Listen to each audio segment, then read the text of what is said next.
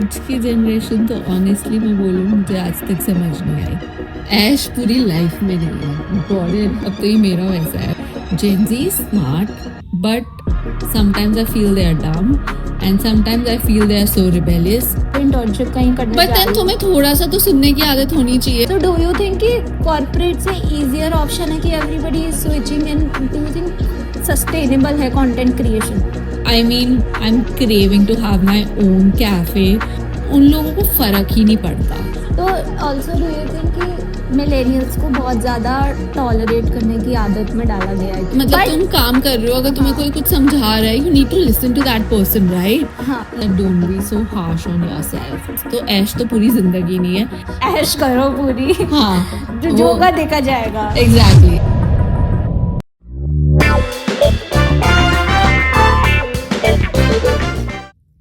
Today's guest is someone who represents that in-between phase we are all curious about. She is about to turn 30 and has over 7 years of experience in the corporate world. She's an elder sibling full of responsibilities, and of course she is my sister. Please welcome Shiksha Chhabra to our first episode of No Cap No Filter. So दीदी आपको कैसा लग रहा है? मतलब 20 साल की लड़की आपकी and she is hosting a podcast now. So I'm very proud that my sister is hosting a podcast. बहुत अच्छा लग रहा है। मुझे यही नहीं पता लगा कब इतनी बड़ी हो गई, but yes, I feel great. तो बट आपको कभी लगा था ऐसा कि आप जब अपनी एज में होगे, मतलब इन योर 20s और मे बी 22, तो डिड यू थिंक कि आप जितना इतना सब कुछ कर रहे हो, आप अभी at this point you are enjoying a married life, you are hustling your corporate life and everything, तो आपको लगा था कि आप इस स्टेज तक पहुंच पाओगे being an adult? Honestly, when I was in my 20s, I was clueless. मुझे बिल्कुल पता ही नहीं था what I'm doing right now. I just had that in mind कि अच्छा कॉलेज करना है, ये करना है, वो करना है, but I never knew कि मैं अपनी शादी भी खुद से कर लूँगी, मैं इतना हसल भी कर लूँगी, and I would reach at what stage I am today. But I'm really proud of myself now. And yeah, of course, my family who has always supported me. अच्छा, तो सब कहते हैं कि 12वीं कर लो फिर तो ऐश ही ऐश है। मतलब मुझे जो बचपन से सुनने को मिला और आपको भी मिला है कि सब कहते हैं 12वीं कर लो फिर तो ऐश ही ऐश है। फिर उसके बाद 12वीं के बाद तो मुझे ऐश नहीं मिली, तो लोग कहते हैं कि कॉलेज कर लो, जॉब कर लो फिर तो ऐश है। फिर एंड में सुनने को मिलता है अच्छा तुम शादी कर लो फिर तो ऐश ही ऐश है। तो एक्चुअल में ऐश कब है भाई? एंड मोर ओवर दैट कि ऐश की एक्चुअल डेफिनेशन क्या है? Honestly, ऐश पूरी लाइफ में नहीं है। गॉड हर फेज में यू विल फेस समथिंग और दी अदर थिंग। तुम्हें ऐश का मतलब यहाँ पर ये है you need to enjoy little moments what you have in hand. उसके अलावा और कुछ नहीं है। Whether you are in 12th तब तुम्हें एग्जाम का प्रेशर, बोर्ड एग्जाम्स का प्रेशर कि यार ये करना है, इसके बाद ऐश है, पेरेंट्स ये बोलते थे। बट देन उसके बाद कॉलेज होता था, इन कॉलेज में you will have to figure out your career, what you need to do next, so that's something. तो उसमें भी ऐश नहीं है। Then comes your married life, then comes your kids, and then comes your family, then comes a lot of responsibilities. तो ऐश तो पूरी जिंदगी नहीं है। It's all about little moments that you enjoy in between all the life, and that's called life. मुझे ऐसा लगता है कि सबकी अपनी ऐश की डेफिनेशन, मतलब मेरे लिए ऐश करना इज मोर लाइक कि मुझे कॉन्सर्ट्स पे जाने को मिले, सब मिले। Exactly, मतलब हाँ. हर पॉइंट पे तुम्हें अलग अलग चीजों की ऐश है ना। जब तुम 12th में होते थे तुम्हें थोड़ी सी पॉकेट मनी मिलती थी, तुम्हें उसमें ही लगता था यार ऐश है, चलो अब पॉकेट मनी मिली है, let's go to McDonald's, let's go to some friend's house, have a party। इतना होता था। कॉलेज में तुम्हें पॉकेट मनी मिलती थी, कॉलेज में तुम्हारे क्या ऐश की डेफिनेशन होती थी, कॉन्सर्ट्स में जाना है, फेस्ट अटेंड करने हैं, ये करना है, वो करना है। जब तुम जॉब में आ गए, when you earn, then you have like यार आज मुझे ये वेकेशन पे जाना है, आज मैंने ये करना है, आज मैंने वो करना है, आज मैंने छोटी छोटी चीज़ें अपने पेरेंट्स के लिए लेकर आनी है। जॉब करते हो तब अलग तुम्हारी डेफिनेशन होती है। सो दैट ऐश की definition would never change.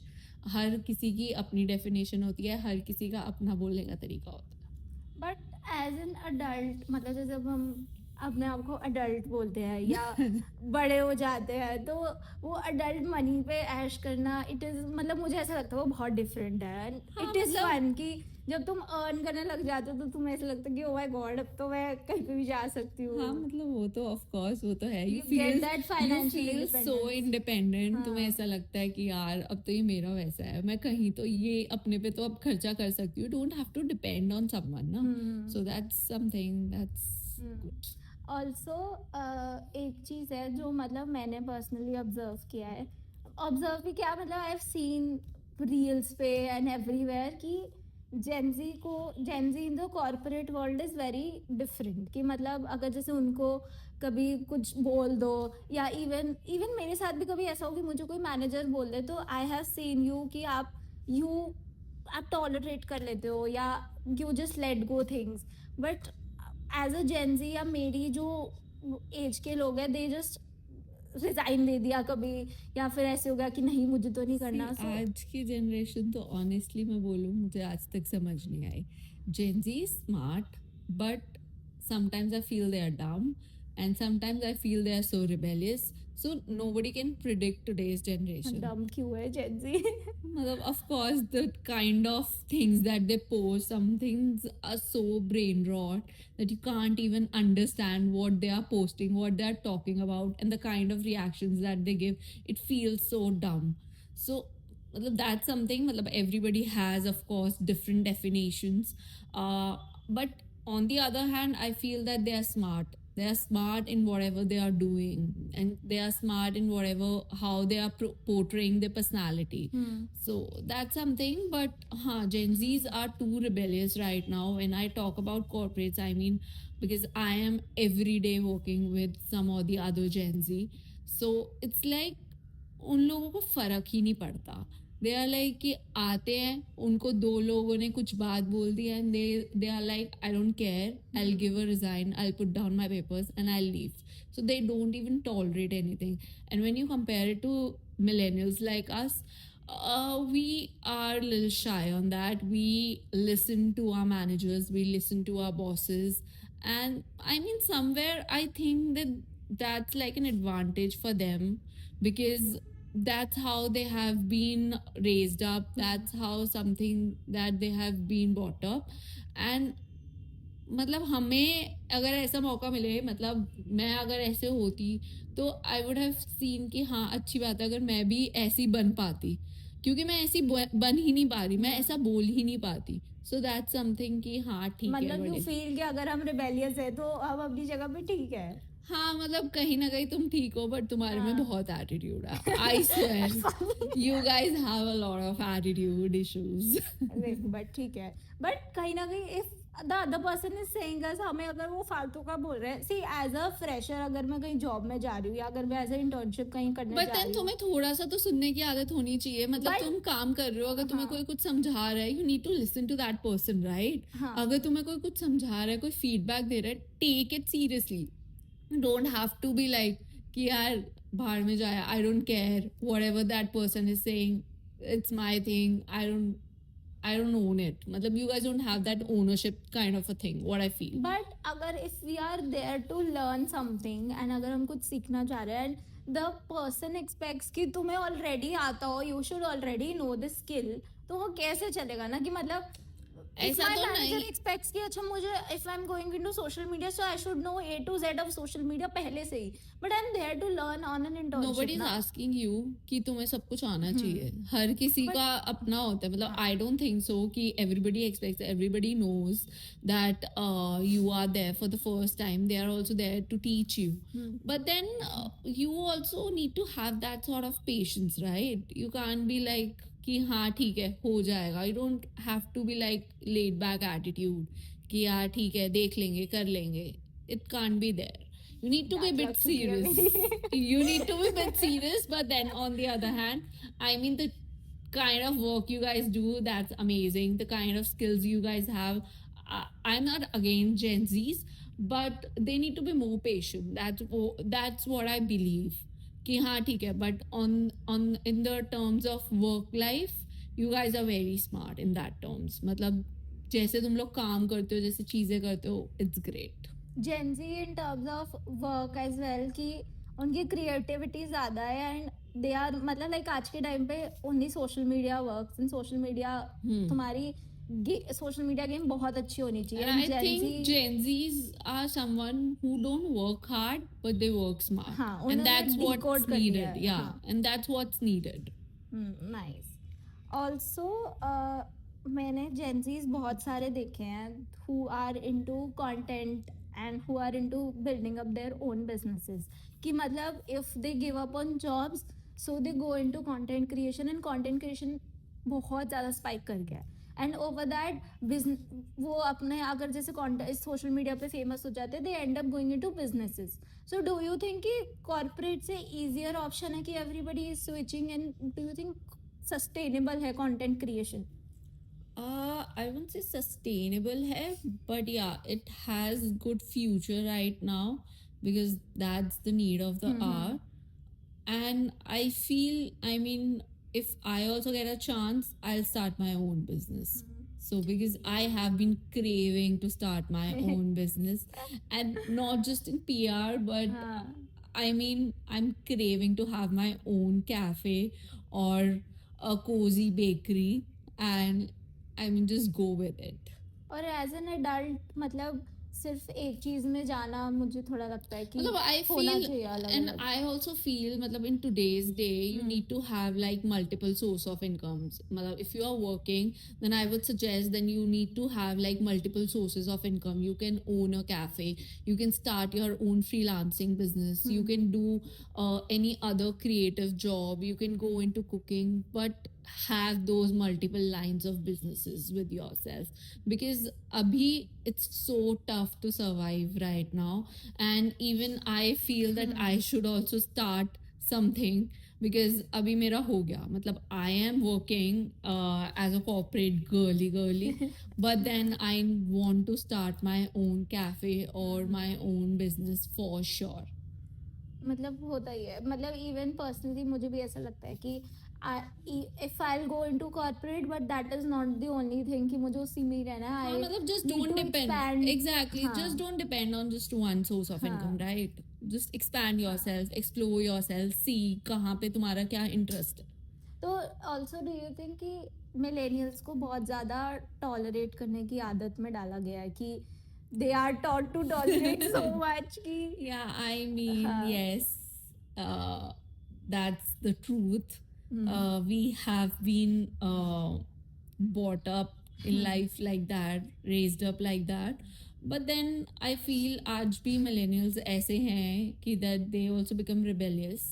But yeah, of course, not like Gen Zs. But yes. Gen Zs के तो बहुत ज़्यादा अगेंस्ट हो. नहीं, मैं अगेंस्ट बिल्कुल भी नहीं हूँ. You are also a Gen Z and I love you for what you are doing right now. But then मतलब of course there's always that debate and that'll always remain. But yeah, you can. चलो. Okay, so what is that one habit जो Gen Zs की you don't understand कि मतलब क्यों ही कर रहे हैं? There are two things actually. One is the kind of words that they're using, the kind of slangs that they have created. What is like situationship? Matlab, either it's relationship or no relationship. What is this new situationship kind of a thing? And then second, I would say is the kind of content that they are posting. It's like totally brain rotting. You don't even know what they are posting. कभी भी कुछ भी post कर देते हैं और चल जाते हैं. मतलब they are getting like millions of likes on this. Like seriously, man. बहुत ब्रेन रॉट कंटेंट पे उनको लाइक्स मिल जाते हैं, एंड उनका अटेंशन स्पैन इतना छोटा है, एंड दे डू सो मतलब like they spend so much time on Instagram, and वो बहुत ज़्यादा डूम स्क्रॉलिंग करते हैं. Exactly.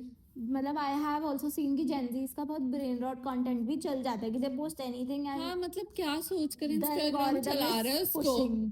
हाँ. वाई मतलब इतना भी कोई वो कुछ खास नहीं है, कुछ समझ भी नहीं आता. मतलब तुम देखोगे तुम्हें समझ भी नहीं आएगा कि क्या है. And then you are saying what the fuck, they are getting like 3 million likes on that. Seriously. Okay, so I have one last question for you before we end this podcast. So what is that one message you would like to give to your younger self? मतलब वो 20-22 साल वाली शिक्षा को आप क्या message देना चाहोगे? I would give that message that don't be so harsh on yourself. I've been so harsh on myself when I was 22. I was handling all the responsibilities. I was working day in and day out. I was handling my college internships करती थी, बहुत कुछ करती थी और life enjoy नहीं कर पाई. तो इतना stress मत लो life में.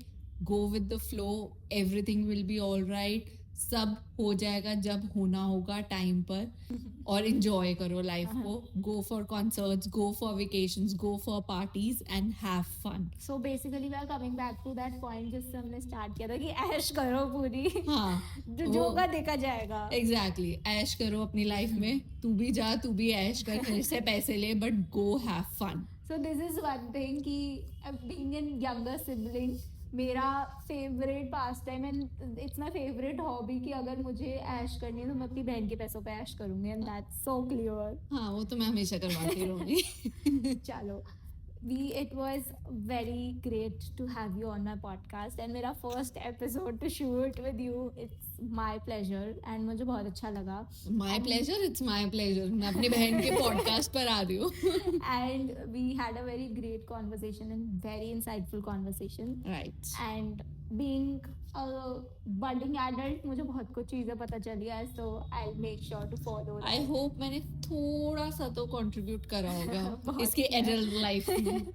मुझे बहुत किया, and she has a great impact on my adult life. Okay. So yeah, I'll see you guys very very soon with the next episode, and thank you so much guys for staying till the end. Okay, Bye. now. No cap, no filter. Bye bye. Bye.